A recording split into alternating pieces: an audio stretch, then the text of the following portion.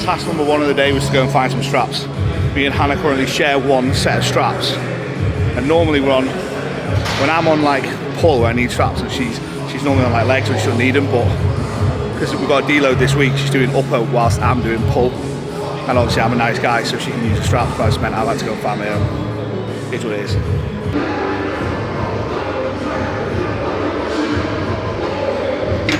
Yes people, so we are back with another video today. We're going to be doing a back and hamstring session, so a couple of little tips on how I like to set my back and hamstring sessions up, but the main focus of this video is going to be giving you guys some solid advice and tips on how to build muscle. A lot of questions that I get from clients, from potential clients, are how I have built the muscle that I have. I've put 70 pounds of scale weight on over the past 3.5 years, and that's in what I would like to call decent condition as well. So I know the majority of that is muscle, and I know exactly what I did to get there as well. So hopefully I'll be able to give you guys some good tips on exactly how I built that level of muscle in such a short time frame. But as well, we're going to get into a back and hamstring session. Solo session today, just me and Max, which is quite nice to be honest. I like just getting on with it. Max prompts me to talk a bit, which is always good. It gets the juices flowing in terms of giving you guys a bit of content. But yeah, to start with, we're going to start with a single arm lat row. And the reason I start my pull sessions with a lat bias movement is because getting the lat short is the hardest thing to do when it comes to pull sessions or when it comes to contracting your back. So if we go with a movement when we're nice and fresh, where we can overload the lat and get it really short, we're going to get the most out of hitting our lats at that point in the session first. So that could be a pull down, it could be a lat focused row, it could be anything. Today we're going with a row because this Panata machine is sick. So we're going to start with this one, load it up, top and back offset, and then cheeky drops after that.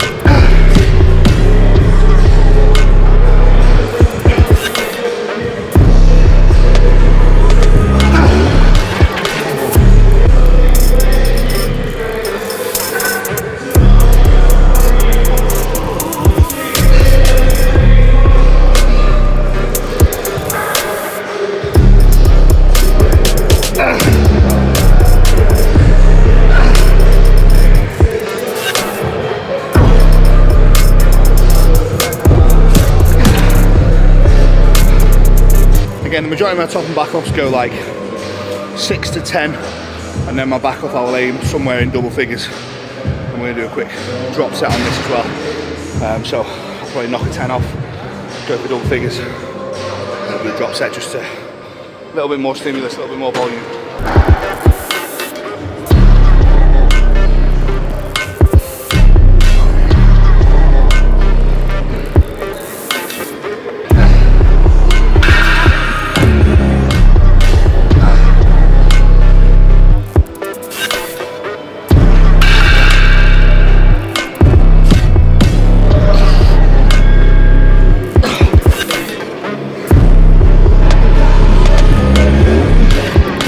So, tip number one when it comes to trying to build muscle. This is going to sound like a very obvious one. Everyone's going to go, oh, here we go. You know, I know all these, what all these are going to be. It's eating a surplus. Eat more calories than you are burning. Now, a lot of people think that you just have a specific maintenance calories. You have, oh, I can just add 500 to that and I'm in a surplus. Unfortunately, it's not quite as easy as that. You can never just know your maintenance calorie number. The whole calorie thing is a trial and error process. So let's say, for example, myself, let's use myself for example. I put myself on 3,500 calories. My weight stays the same for 2 weeks. So I go to 3,700 calories. My weight jumps up a pound in a week, then it stays the same. So I put my calories up again by 200. Then I consistently start gaining a pound a week. So I know I'm now in a surplus, my scale weight's moving, all right? This is where the trial and error thing comes in. No one is going to know the specific figure for your maintenance, for your surplus, for your deficit. It's just a case of setting yourself a calorie number, which is obviously relevant to you, weight, height, all that kind of stuff. A lot of calculators out there that can give you a rough idea to begin with, but from there it's just maneuvering calories based on trial and error. When you're consistently gaining weight, a nice weight to gain I would probably say is anywhere between like 0.5 and 1.5 pounds a week. If you're consistently gaining that, you know you're in a good surplus. All right, so the first thing is calorie surplus. How many calories is that? Trial and error. This is where people go wrong. They sometimes overshoot their calories, gain weight too quick, get fat too quick. It's all part of the process, it's learning, trial and error. I could set myself a calorie number to know that I'm in a surplus. I've done it enough times. I can do the same with a deficit. I can do the same with a lot of my clients because I've done it to them so many times. But it doesn't mean we didn't use trial and error to begin with. So, tip number one, eating a calorie surplus.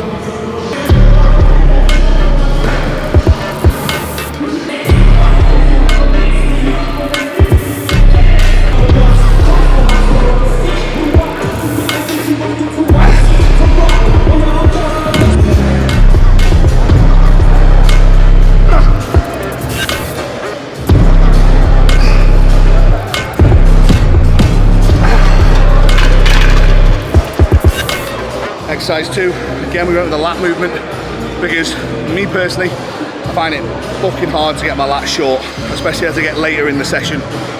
So I'll do my 2 biggest lat movements first. This is the back and hamstring that I probably should have said this at the start, where I don't deadlift. So my other one I got deadlifts, on this one I don't have. So it's just pull downs and rows. So we've done 2 lat movements there. Now we've got an upper back focus row. And then we're going to do 4th back exercise, will be a chest supported T-bar, which those 2 movements for some reason I find I'm still really strong at later on in the session. Like I said, I do think it's the same for the majority of people. Getting your lats short is very hard.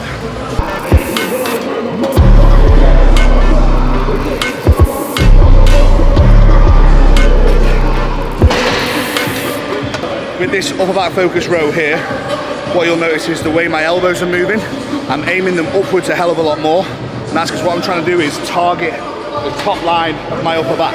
Is where I'm targeting. I'm trying to almost stretch my upper back out and then shorten it as much as possible on the way back in. And that's why you'll see my elbow path going from here to here, because that's the area I'm trying to target.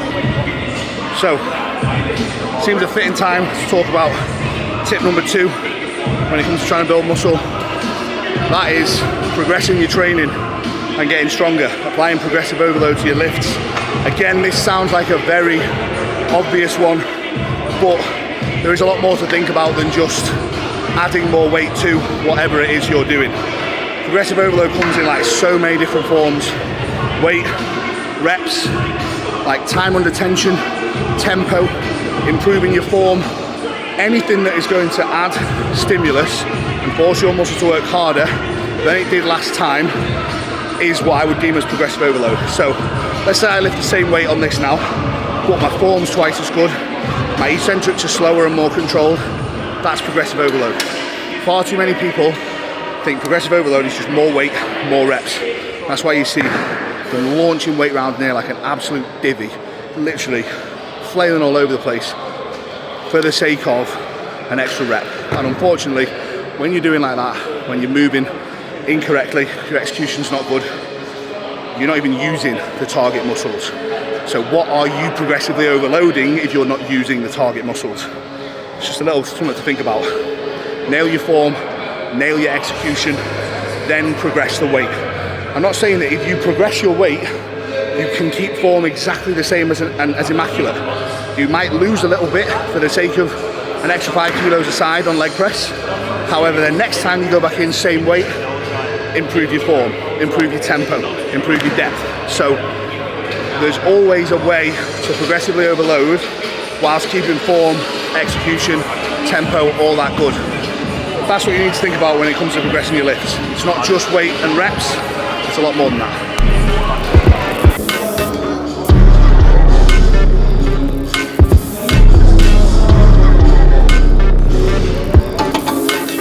We're going to go into a chest supported T-bar now. like I was saying before, this is just a movement which I feel like I'm still quite strong at later in the session, so it seems fitting to place that here. And again, on this one, we're going to go with top of the back offset and a drop set on the last set. You'll probably be able to tell by the trend of the videos now that I'm doing a little bit more volume at the minute based on intensity methods, drop sets, rest pauses, stuff like that. For me, I like this approach, the higher volume, body feels good, feel fresh, and at the same time, it's not smashing me up too much because I'm not doing too many straight working sets, it's still just 2 working sets, so it feels good. So, tip number 3 is make sure your timescales are on point when it comes to building muscle. And now what I mean by that is, this goes for whether you are natural, assisted, no one is better off in this regard. You need to give yourself long enough to build muscle. If you plan on putting 20 pounds of muscle on and you're giving yourself 12 weeks to do it, you are completely deluded as to the thought process behind that, because it's going to take a lot longer than that. You need to be able to give a very long period of time to building muscle. And the reason for this is because muscle is very hard to earn. You have to get very strong in the gym. You have to feed your body consistently over a long period of time. It's hard to do. It's not like losing body fat. Body fat's a very easy thing to get rid of when you're in a deficit and you do it right. Unfortunately, even when you're in a surplus and you do it right, building muscle is hard work. In my opinion, you should be at least giving 6 months at a time to building muscle. And one of the biggest reasons is because you want to be able to take it slow. You want to be able to go through a gaining phase and stay in relatively good shape.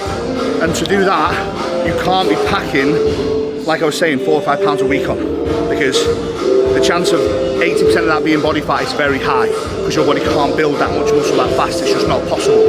So you want to be able to move slow, that 0.5 to 1.5 pounds a week for 6 months time. That's when you will really pack some good muscle on. All right, so have realistic timescales. Myself, I have dieted twice for no longer than 10 weeks in a 3.5 year period. 20 weeks out of, what's 3.5 years? 175-ish? 20 weeks out of 175 weeks I've dieted for. The rest of the time, I was eating troughs of cereal and leg pressing 15 plates aside. Yeah, that's the difference. I'm not saying you have to do it that extreme, but the level of muscle I put on was extreme. 70 pounds of scale weight is extreme. It took an extreme level of dedication over that period of time. What I'm saying is, make your timescales realistic to how much muscle you want to gain. If you want 10-15 pounds of muscle, 6 months, mini diet, 6 months again, sounds a lot more feasible than 12 weeks. Yeah? Be realistic with your timescales and you'll get a hell of a lot further when it comes to building muscle.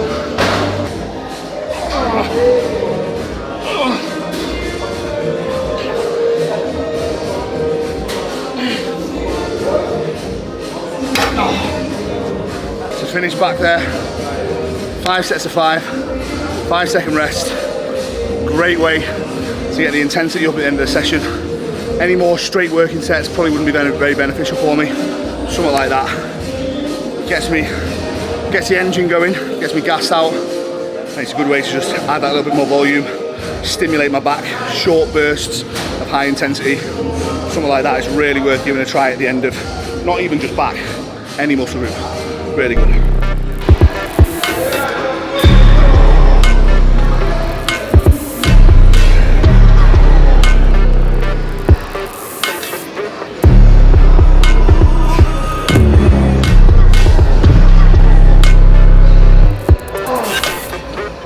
Hardest hamstring machine I've ever used. I've got that on the 4th peg.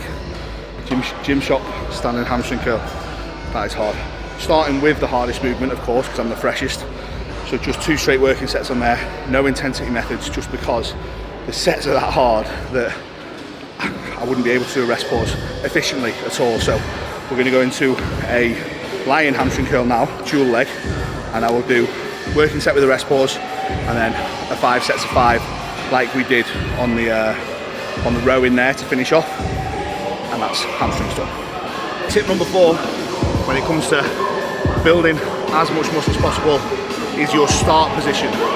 You need a good start position when it comes to building solid tissue and having a solid run at a gaining phase. Now, what a good start position looks like, to me anyway, where I'd want myself or where I'd want a client, I'd want the individual to be lean at a low body fat level, because at that low body fat level, your body's a lot more susceptible to building muscle.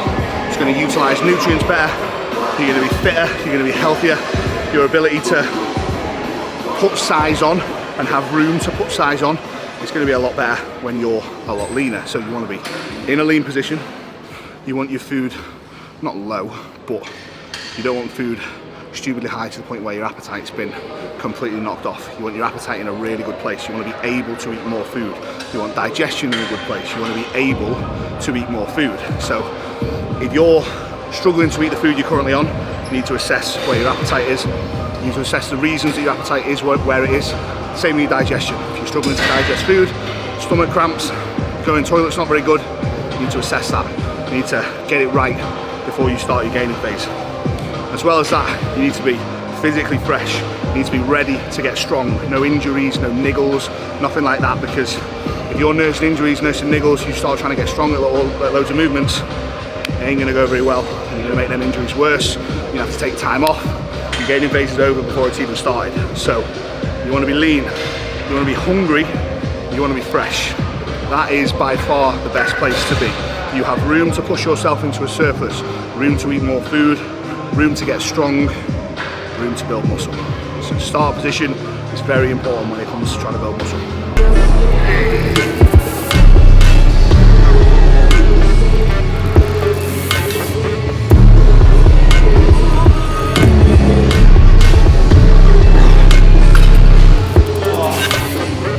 That's hamstrings done as well.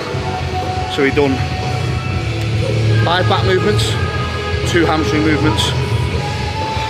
That's it. Not loads, but as you saw, again, like I said, the trend of these sessions, the volume we're building comes from those intensity methods. The working sets get the bulk of my progression done. Those intensity methods, they add to the volume, they add to just those extra levels of stimulus that I'm now reaching, which I'm really enjoying at the minute. This style of training is good. So what we're gonna do now, I'm gonna go pose a little bit, because as of tomorrow I'm entering a 3-day deload, no training, no cardio, nothing. So I want to see how I'm looking just before that deload, and then I want to see how I'm looking just after the deload as well. See if I've dropped off any inflammation, see if there's any difference. For no other reason, just that I'm curious. So go hit some poses, then we'll go over tip number 5, then we'll call it a day. Just boxed off some posing, so you'll be able to see kind of what we're working with leading into this deload. I have actually recently just pulled my food up, and I have pulled my cardio down, I've pulled my anabolics down a little bit. I felt like I was probably digging a little bit too hard at the time, so I pulled away a little bit. Already feel a little bit fresher, already feel a little bit like less inflamed. You know, the people who see me every day, kind of like Max sees me a lot, Hannah sees me a lot, and they can already see a difference in my physique. So it's just quite nice to know that what I'm doing, the changes I'm making are working quite well.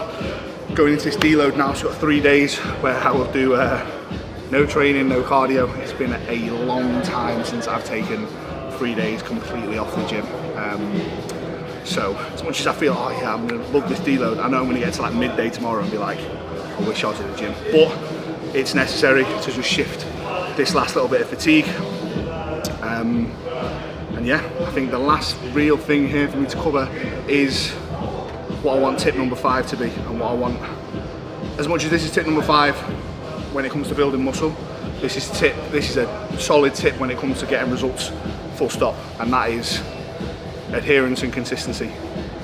As much as we've said all the other 4 tips, they will only work, those 4 tips will only work if you adhere to the plan put in place for you. You know, the food that you're supposed to be eating, the calories that you've got set, the training you're supposed to be doing, the progressions you're supposed to be hitting, the steps you've got set, the cardio you've got set. Adhere to that, apply the other 4 tips consistently over time, and you'll see results. Whether that's fat loss or muscle gain, it doesn't matter. Consistency and adherence are the bottom line things that have to be done. I put it as tip 5 because I wanted to end on that note.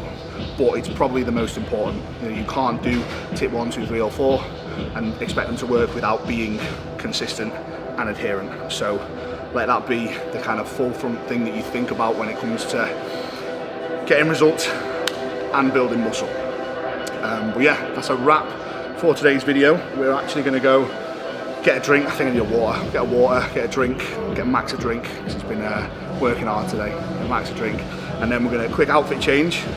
I'm going to get started on the team conditioned exercise library. So over these next couple of days, we're going to be deloading. We're going to be filming an exercise library for all my clients. It's going to be breaking down every movement they could ever possibly get programmed in their training ever.